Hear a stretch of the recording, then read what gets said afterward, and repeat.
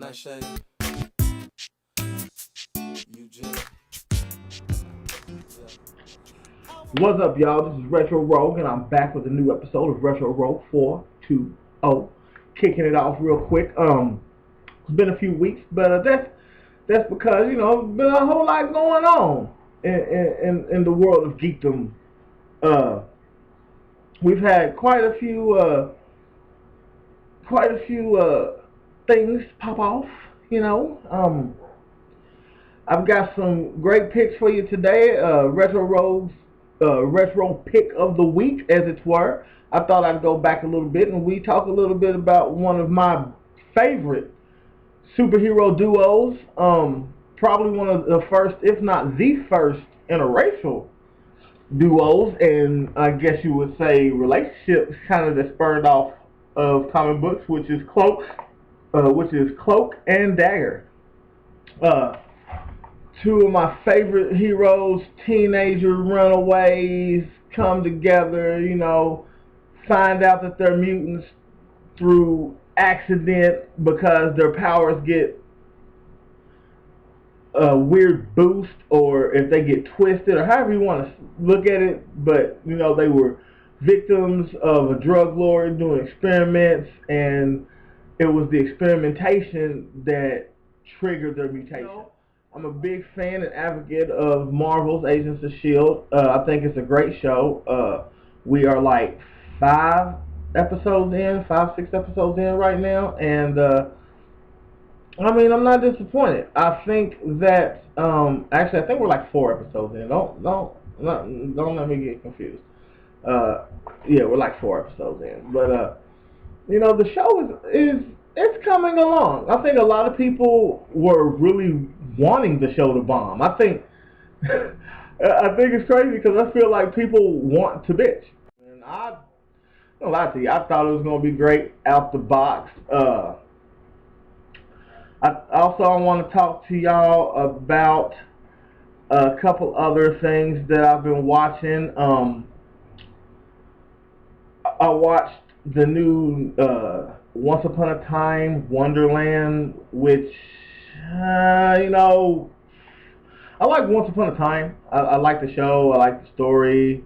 Because I wasn't that. I'm old enough to where when I was a little kid, that was, my mom used to actually read all those really cool fairy tale stories to me and my brother and sister when we were babies, and so I actually enjoyed watching the evolution of those characters, especially in the show. Illustrious Valley of the Sun, Phoenix, Arizona, and we are in the middle of our state fair right now. And to those that don't know, we have the Star Trek exhibit going on at our fair, and I went to it, and that's where I've got Tribbley. It's my little Tribble. He's awesome, and if you beat on him, he makes noise. You got beat to me a little bit. He likes the abuse, but he's cool. It was cool. You can't complain for $5. They had a whole lot of great exhibits there. They had a really cool shuttle simulator that you got to go in and experience that. I got some great pictures taken, but of course they cost money. It's like $25 a pop. But I got to sit in a recreation of the original Star Trek Enterprise bridge, which was awesome. And let's get started. And let's kick it off with the retro pick of the week, which is Cloak and Dagger. I pulled out some of my older Cloak and Dagger books that you might like to see the covers. That was another thing that I absolutely loved about Cloak and Dagger and the old school is that their covers were so rich. Just like if you look at a lot of them, they're just dark and they're just beautifully drawn.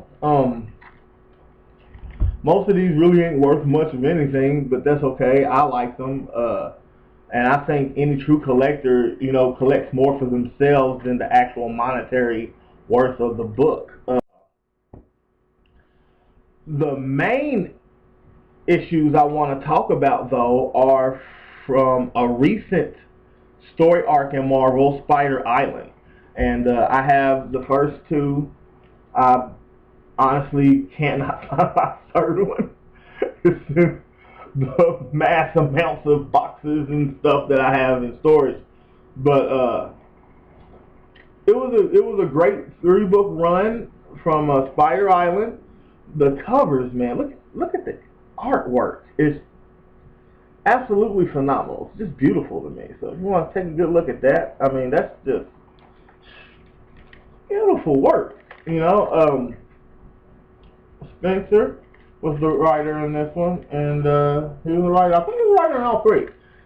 But the stories are great. Again, it's the retro pick of the week. I'm not going to ruin this, exactly what's going on in there. But if you want to check them out, hit your local comic book store, your local bookstore, and I bet money you could probably find them for $1, $2 to talk about is the new animated movie coming out from DC, which is Justice League War.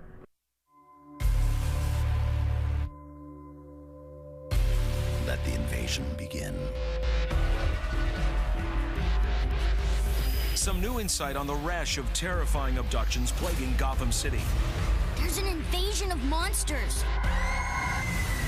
They're grabbing people off the streets. They're soldiers. We might be staring down the barrel of a full-scale invasion. It's happening across the world. Leave them to me. An alien computer. Alien? Like Superman? So, what can you do? We tried it your way, now we do it mine. Shazam! You're not just some guy in a bat costume, are you?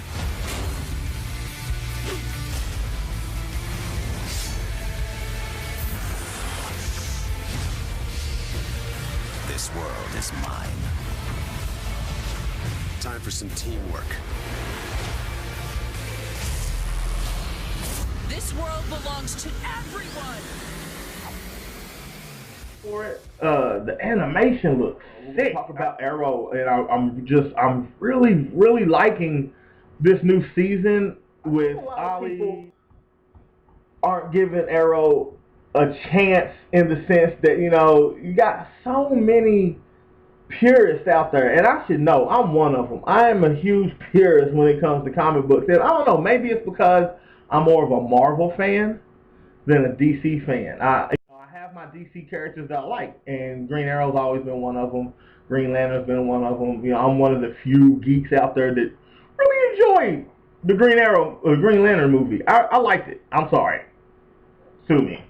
I know I'm gonna get bashed because how the hell can you like that movie? I liked it. I like Ryan Reynolds. I think he's hilarious. I like his take on Hal Jordan. So whatever that is, but again, I like to say I'm a Superman fan, but who the hell isn't a Superman fan? How can you not like Superman? He's Superman. You know what I'm saying? And I like the new Man of Steel movie. I thought it was good. I thought it was interesting. There's always going to be naysayers. There's always going to be pros. And I'm not going to say that I like everything that's put out there. I'm not one of them people. There's a lot of stuff that's coming out that I'm just like, boo. If we just want to talk about some retro no's, I guess we'll call them retro no's. I have to give a big no to Dracula. I've tried to sit and watch that damn pilot episode 3 times. I don't even know. And it's like the first 2 times I was like, I work third shift, so I was like, I'm trying to watch this. I'm tired. Just got off work, so I waited till the weekend when I was off. And I got some good sleep, man, and had me a couple of beers and, whatever. And because I am, I like to socially drink and stuff. And when I'm watching my shows, I like to have a few beers or whatever. And I tried to watch it then, and again, I actually, in this uncomfortable chair that I'm sitting in, was like, zombie thing. It's like I can't get into Walking Dead. I have so many friends that are like, dude, how can you not be into Walking Dead? It's so awesome. And I'm like, man, the TV show was like the damn comic book. You will have 16 episodes without one damn zombie. Like, look, man, if I'm watching a movie or a show about zombies or reading a comic book about zombies, I think there should be zombies in every damn episode, in all the freaking issues. There should be, at some point in time, somebody fighting zombies. Marvel, right now, they're kind of tipping their hat a little bit, trying to, reach into that live-action TV show with Marvel's Agents of S.H.I.E.L.D. I think that it's a good Inception show. I think it's a great way to kind of segue themselves into that genre. I really enjoy their animated shows because at the heart of it, I'm a big kid. So, and it gives me something to watch with my niece and nephew when I'm maybe talking about something else. Outside of that, though, the stories are great. The comedy, the humor is there. The suspense of it I like, because there's this whole story with Coulson that you don't know what's going on. It's like, what's going on with Coulson? It's like, is he Coulson? Is he an LMD? Well, you don't know. For those that don't know what an LMD is, that is a life model decoy. You see them all through Marvel in the comics. Nick Fury is a personal fan of the LMDs. He uses, I think the man has a closet in the back of the helicarrier of just dozens of LMDs of himself. Anything, that's the beauty of Marvel, though. I say it all the time that death is relative in the Marvel universe. It just is, Just because someone dies in the Marvel universe does not necessarily mean they're gonna stay dead. Also, Sky's character is just, I don't even know whose team she's on. At this point, I'm veering to believe Sky's on Sky's team. But at the same time, too, I think, a lot of stuff is just shaking her course. I think she's being force-fed a whole lot of new information, both true and false, and she's just trying to deal with it. So I don't know whose side she's on, other than her own at this point, right? All of them have, like, these pasts that, no one's sure about anybody. It's a kind of a ragtag team, and I think that's what they were going for, and that's what they've achieved. And that's about all I have to say on all of that, actually. I'm going to hop off here, and I will see y'all hopefully next week. Things have finally started to slow down a little bit, so I'm going to be kicking out some more videos. And I hope you enjoyed every little bitty aspect of what you just got to see. And keep your eye out for Justice League War. That's going to be pretty kick-ass.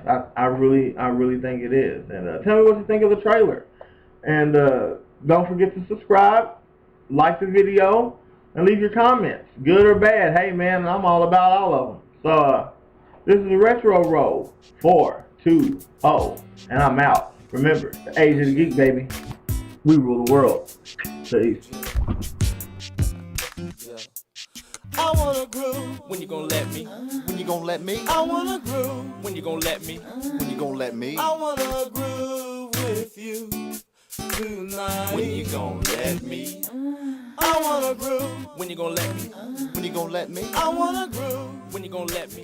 When you gonna let me? I wanna groove.